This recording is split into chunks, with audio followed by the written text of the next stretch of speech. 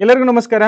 ಸ್ನೇಹಿತರೆ, 2022ರಲ್ಲಿ 15,000 ಶಿಕ್ಷಕರ ನೇಮಕಾತಿಗೆ ಸಂಬಂಧಪಟ್ಟಂತೆ ಒಂದು ವಿಡಿಯೋನ ನಿಮ್ಗೆ ಮಧ್ಯಾಹ್ನ ಏನಪ್ಪಾ ಅಂತ ನಾನು ಅಪ್ಲೋಡ್ ಮಾಡಿದ್ದೆ. ಸೊ ಯಾವೆಲ್ಲ ಫೇಕ್ ಡಾಕ್ಯುಮೆಂಟ್‌ಗಳನ್ನ ಕೊಟ್ಟು ಈಗ ಆಲ್ರೆಡಿ ಏನಪ್ಪಾ ಅಂದ್ರೆ ಸರ್ವಿಸ್ ಅಲ್ಲಿ ಇದ್ದಾರೆ ಟೀಚರು. ಈಗ ಮನೆ ಒಳಗೆ ಏನಪ್ಪಾ ಅಂದ್ರೆ ತಂದೆ ಶಿಕ್ಷಕ. ಆದ್ರೂ ಏನಪ್ಪಾ ಅಂದ್ರೆ ಅವರು ಒಂದು ಮೀಸಲಾತಿ ಅಡಿಯಲ್ಲಿ ಆ ಜಾತಿ ಪ್ರಮಾಣ ಪತ್ರ ಮತ್ತು ಆದಾಯ ಪ್ರಮಾಣ ಪತ್ರವನ್ನು ತೆಗೆದುಕೊಂಡು ಸೊ ಅಪಾಯಿಂಟ್ ಆಗಿದ್ದಾರೆ. ಅಂತ ದಾಖಲಾತಿಗಳು ನಮ್ಮ ಬಳಿ ಇದೆ ಅಂತೇಳಿ ಒಂದು ವಿಡಿಯೋನ ಮಾಡಿದ್ದೆ. ಅದ್ರಲ್ಲಿ ಏನಪ್ಪಾ ಅಂದ್ರ ಮ್ಯಾರಿಡ್ ವುಮನ್ ಕೇಸ್ ಬಗ್ಗೆ ಸುಮಾರು ಏನಪ್ಪಾ ಅಂದ್ರ ಅಪ್ಡೇಟ್ ಅನ್ನ ಕೇಳ್ತಾ ಇದ್ರಿ. ಸರ್ ಏನಾಯ್ತು? ಯಾವಾಗಾಯ್ತು? ಅಂತೇಳಿ. ಅದು ಇನ್ನೊಂದು 3 ಅಂದ್ರೆ ಬ್ಯಾಕ್ ಏನಪ್ಪಾ ಅಂದ್ರ 4 ಡೇಸ್ ಆಗಿರ್ಬೇಕು ನಾನು. CSSL ಅಧಿಕಾರಿಗಳ ಜೊತೆಗೆ ಸುದೀರ್ಘವಾಗಿ ಏನಪ್ಪಾ ಅಂದ್ರ ಅದ್ರ ಬಗ್ಗೆ ಚರ್ಚೆ ಮಾಡಿದ್ದೆ. ಮತ್ತೆ ಇದುವರೆಗೆ ನಮ್ಮ ಚಾನೆಲ್ ಅಲ್ಲಿ ಯಾವುದೇ ಕಾರಣಕ್ಕೂ ಈ ಮ್ಯಾರಿಡ್ ವುಮನ್ ಕೇಸ್ ಬಗ್ಗೆ ನಾವ್ ಏನಪ್ಪಾ ಅಂದ್ರ ಅಷ್ಟೊಂದು ಸೀರಿಯಸ್ ಆಗಿ ಏನು ವರದಿನ ಮಾಡಿಲ್ಲ, ಹೇಳೂ ಇಲ್ಲ. ಯಾಕಂತಂದ್ರೆ ಈಗ ಅವ್ರ ಪರವಾಗಿ ಹೇಳ್ರಿ ಇವ್ರು ಸಿಟ್ಟು, ಇವ್ರ ಪರವಾಗಿ ಹೇಳ್ರಿ ಅವ್ರು ಸಿಟ್ಟು. ನಮ್ಗೇನಪ್ಪಾ ಅಂದ್ರೆ ಎಲ್ರೂ ಅಷ್ಟೇ ಸಮಾನವಾಗಿ. ಹಾಗಾಗಿ ನಾವು ಅದ್ರ ಬಗ್ಗೆ ಸಾಕಷ್ಟು ಕಮೆಂಟ್‌ಗಳು ಅದರಿಂದ ಬರ್ತಾ ಇದ್ರು ಸಹಿತ, ಇಲಾಖೆಗೆ ಹೋದ್ರೂ ಸಹಿತ ನಾವೇನಪ್ಪಾ ಅಂದ್ರೆ ಅದ್ರ ಬಗ್ಗೆ ಮಾತಾಡಿಲ್ಲ. ಆದ್ರೆ ಒಂದ್ ವಿಚಾರ ಏನು ಅಂತಂದ್ರೆ ಇವತ್ತು ಅಪ್ಡೇಟ್ ಅನ್ನ ಹೇಳಿದ್ದೀನಿ. ಏನ್ ಅಪ್ಡೇಟ್ ಹೇಳಿದ್ದೀನಿ ಅಂತಂದ್ರೆ, ಈಗ ಆಲ್ರೆಡಿ ಏನಪ್ಪಾ ಅಂದ್ರೆ ಕಲಬುರಗಿ ಪೀಠ ಆದೇಶವನ್ನ ಕೊಟ್ಟಿದೆ.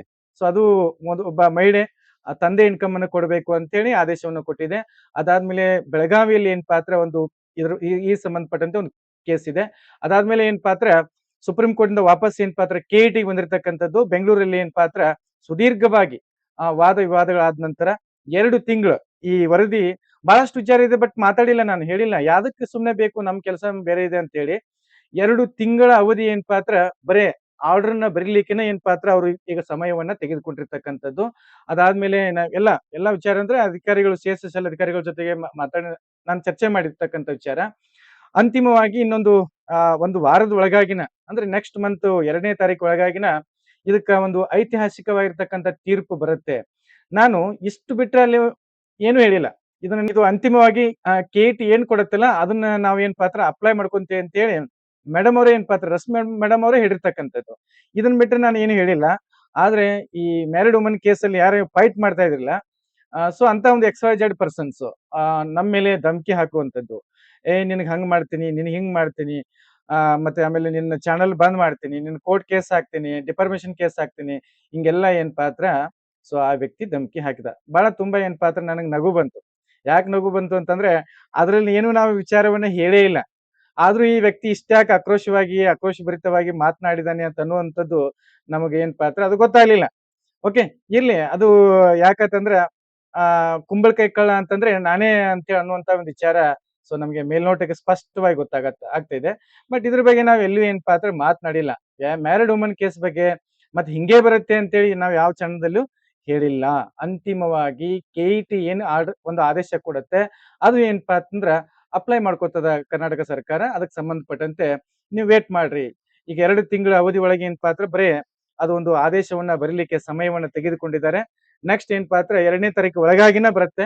ಯಾಕಂದ್ರೆ ಮುಂದೆ ಏನಪ್ಪಾ ಅಂದ್ರೆ ಕೋರ್ಟು ರಜೆ ಇರುತ್ತಲ್ಲ, ಹಾಗಾಗಿ ಸೊ ಅಂತಿಮವಾಗಿ ನಾನು ಅಧಿಕಾರಿಗಳ ಜೊತೆ ಮಾತನಾಡಿದಾಗ ಅವರು ಏನಪ್ಪಾ ಅಂದ್ರೆ ಬರತ್ತಪ್ಪ ಇನ್ನೊಂದು ಒಂದು ವಾರದೊಳಗೆ ಬರ್ತೈತೆ ಅಂತ ಹೇಳಿದ್ದಾರೆ.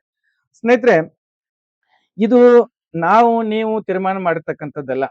ಈಗ ನಾನೇನೋ ಹೇಳಿದೆ ಅಂದ್ರೆ ಅದೇನು ಅಂತಿಮ ಆಗತ್ತಾ? ಸೊ ಅಂತಿಂತ ಸರ್ಕಾರಗಳೇ ಏನ್ ಪಾತ್ರ ಇಲ್ಲಿ ಕೋರ್ಟ್ ವಿರುದ್ಧ ಫೈಟ್ ಮಾಡ್ತಾ ಇದೆ. ಅಂತದ್ರಲ್ಲಿ ನಾನೆಲ್ಲೋ ಒಂದು ಪ್ಲೇಸ್ ಅಲ್ಲಿ ಕೂತ್ಕೊಂಡು ನನ್ನ ಅಭಿಪ್ರಾಯಗಳನ್ನ ಹೇಳಿದ್ರೆ ಸರ್ಕಾರ ಏನಾದ್ರು ಮನ್ನಣೆ ಮಾಡುತ್ತಾ? ಎಂತ ವಿಚಿತ್ರ ಸಂಗತಿ ರೀ! ನಿಮ್ಗೆ ಯಾಕೆ ಅರ್ಥ ಆಗುದಿಲ್ಲ? ಇದುವರೆಗೆ ನಮ್ಮ ಚಾನೆಲ್ ಅಲ್ಲಿ ಇದ್ರ ಬಗ್ಗೆ ನಾವು ಮಾತನಾಡಿಲ್ಲ. ಯಾಕಂತಂದ್ರೆ ಅದೇ ಹಿಂಗ ಇವು ವಿಚಾರಗಳು ಬಂದ್ಬಿಡ್ತಾವ ಅಂತೇಳಿ. ಅದಕ್ಕೆ ಸ್ನೇಹಿತರೆ, ಅಂತಿಮವಾಗಿ ಕೋರ್ಟ್ ಅಲ್ಲಿ ಏನ್ ಆದೇಶ ಬರುತ್ತೆ ಅದಕ್ಕೆ ಎಲ್ರೂ ಏನಪ್ಪಾ ಅಂದ್ರೆ ತಲೆ ಬಾಗ್ಬೇಕು. ಮತ್ತೆ ಇನ್ನ ತುಂಬಾ ಜನ ನೀವು ಸೆಕೆಂಡ್ ಲಿಸ್ಟ್ ಬಿಡ್ತಾರಂತ ಕೇಳ್ತಾ ಇದ್ರಿ. ಸೆಕೆಂಡ್ ಲಿಸ್ಟ್ ಆಲ್ರೆಡಿ ಸಾಕಷ್ಟು ಬಾರಿ ಕೇಳಿದೀವಿ. ಸೆಕೆಂಡ್ ಲಿಸ್ಟ್ ಬಿಡ್ಬೇಕು ಅಂತಂದ್ರೆ ಈ ಕೋರ್ಟ್ ಕೇಸ್ ಮುಗಿಬೇಕು. ಅದಾದ ನಂತರ ನಾವು ತೀರ್ಮಾನ ಮಾಡ್ತೀವಿ. ಒಂದು ಮೀಟಿಂಗ್ ಮಾಡ್ತೀವಿ ಅದ್ರ ಬಗ್ಗೆ ಅಂತ ಹೇಳಿದ್ದಾರೆ. ಸೊ ನೋಡೋಣ, ಅದನ್ನು ಏನಪ್ಪಾ ಅಂದ್ರೆ ಸೆಕೆಂಡ್ ಲಿಸ್ಟ್ ಬಿಡಿಸುವಂತ ಒಂದು ಪ್ರಯತ್ನ ಮಾಡೋಣ. ಬಟ್ ನಿಮ್ಗೆ ನಾನು ಹೇಳ್ದೆ 481 ಮಹಿಳೆಯರು ಇದಿಲ್ಲ. ಸೊ ನಿಮ್ಗೆ ನಾನು ಕಿವಿಮಾತು ಹೇಳುವಂತದ್ದು ಇಷ್ಟೇ. ನೀವು ಬಹಳ ಏನಪ್ಪಾ ಅಂದ್ರೆ ಗಾಬರಿ ಪಡಬೇಡ್ರಿ. ಯಾರೋ ಏನೋ ಹೇಳ್ತಾರ ಅಂತೇಳಿ ಗಾಬರಿ ಪಟ್ಟು ಈಗ ಅದು ಏನೋ ಅಂತಲ್ಲ ಬೇರೆ ಬೇರೆ ಜಾಸ್ತಿ ಏನಪ್ಪಾ ಅಂದ್ರೆ ಮಾತಾಡೋ ಅವಶ್ಯಕತೆ ಇಲ್ಲ. ನೀವು ಜೆನ್ಯೂನ್ ಆಗಿರ್ತಕ್ಕಂಥವ್ರು ಇದ್ರಿ ಅಂದ್ರೆ ಅಥವಾ ಆ ಕೋರ್ಟ್ ನ್ಯಾಯ ದೇವತೆ ಏನ್ ಹೇಳುತ್ತಲ್ಲ, ಸೊ ಅದಕ್ಕೆ ಏನಪ್ಪಾ ಅಂದ್ರೆ ತಲೆಬಾಗಿ. ನೀವ್ ಯಾರೋ ಒಬ್ರು ವಿಡಿಯೋ ಮಾಡ್ತಾರ, ಅವ್ರಿಗೆ ನಾನು ಹಂಗ್ ಮಾಡ್ತೀನಿ, ಹಿಂಗ್ ಮಾಡ್ತೀನಿ, ನಿನ್ನ ಕೊಲೆ ಮಾಡ್ತೀನಿ, ನಿನ್ ಧಮಕಿ ಹಾಕ್ತೀನಿ, ನಿನ್ ಹೆದರ್ಸ್ತೀನಿ ಅಂದ್ರೆ ಯಾರು ಎದುರಾಗಿಲ್ಲ. ಯಾವ್ದು ಹೆದರಕ್ ಸಾಧ್ಯನೇ ಇಲ್ಲ. ಎಲ್ರಿಗೂ ಕೋರ್ಟ್ ಗೊತ್ತು, ಕಾನೂನುಗಳು ಗೊತ್ತು, ಎಲ್ಲವೂ ಗೊತ್ತು. ಹೌದಾ? ಸೊ ಇದನ್ನ ನಮ್ಗೆ ಯಾವುದೇ ಕಾರಣಕ್ಕೂ ನೀವು ಧಮಕಿ ಹಾಕುವಂತದ್ದು ಆಗ್ಬಾರ್ದು. ಯಾಕಂತಂದ್ರೆ ನಾವು ಇರ್ತಕ್ಕಂಥದ್ದು, ನಾನು ವಿಡಿಯೋ ಮಾಡಿರ್ತಕ್ಕಂಥ ಉದ್ದೇಶ ಏನು ಅಂತಂದ್ರೆ, ನೆಕ್ಸ್ಟ್ ಕಾಲ್ಪರ್ನದಲ್ಲಿ ಪಾರದರ್ಶಕವಾಗಿ ನೇಮಕಾತಿ ಆಗ್ಬೇಕು. ಆ ಇಂಟೆನ್ಷನ್ ಅನ್ನ ನಾನು ಇಟ್ಕೊಂಡು ವಿಡಿಯೋ ಮಾಡಿದೀನಿ. ಅದನ್ನ ನೀವ್ ಏನಪ್ಪಾ ಪಾತ್ರ ವ್ಯತಿರಿಕ್ತವಾಗಿ ತಿಳ್ಕೊಂಡ್ರೆ ಅದಕ್ಕೆ ನಾನೇನ್ ಮಾಡಕ್ಕಾಗಲ್ಲ. ಹೌದಾ? ಯಾಕಂದ್ರೆ ಈ ರೀತಿ ಫೇಕ್ ಡಾಕ್ಯುಮೆಂಟ್ ಕೊಟ್ರ ಜೆನ್ಯೂನ್ ಆಗಿರ್ತಕ್ಕಂಥ ಸ್ಪರ್ಧಾರ್ಥಿಗಳು ಎಲ್ಲಿ ಹೋಗ್ಬೇಕು? ಈ ಬಹಳಷ್ಟು ಕಷ್ಟದಿಂದ ಏನ್ ಪಾತ್ರ ಸುಮಾರು 8, 10, 12, 19 ವರ್ಷದಿಂದ ಏನ್ ಪಾತ್ರ ಓದ್ತಾ ಇರ್ತಾರೆ. ಅಂತವ್ರಿಗೆಲ್ಲ ಮೋಸ ಆಗತ್ತೆ. ಬಟ್ ನಾನು ಅದರಲ್ಲಿ ಸ್ಪಷ್ಟವಾಗಿ ಹೇಳಿದೀನಿ. ಯಾರಾದ್ರೂ ಈ ತರ ಮಾಡಿದ್ರೆ ಖಂಡಿತ ಏನ್ ಪಾತ್ರ ನಾವು ಹೋರಾಟವನ್ನು ಮಾಡ್ಬೇಕಾಗತ್ತೆ ಅಂತೇಳಿ ಹೇಳಿದೀನಿ. ಆದ್ರೆ ಇಲ್ಲಿ ಏನ್ ಪಾತ್ರ ಭಯ ಬಿದ್ದಿರ್ತಕ್ಕಂಥವ್ರು ಈ ಮೆರಡು ಮಣ್ ಕೇಸ್‌ದವ್ರು. ನೀವು ಯಾಕೆ ಭಯ ಬೀಳ್ತೀರಿ? ನಾನೇನಾದ್ರೂ ಇದುವರೆಗೆ ನಿಮ್ ಬಗ್ಗೆ ಏನಾದ್ರು ಮಾಡಿದೀನಾ ವಿಡಿಯೋ? ನಾನ್ ಮಾಡಕೈತೆ ಅಂದ್ರೆ ನಾನು ಹಂಗೆ ಕಂಟಿನ್ಯೂಸ್ ಆಗಿ ಮಾಡ್ಬೋದು.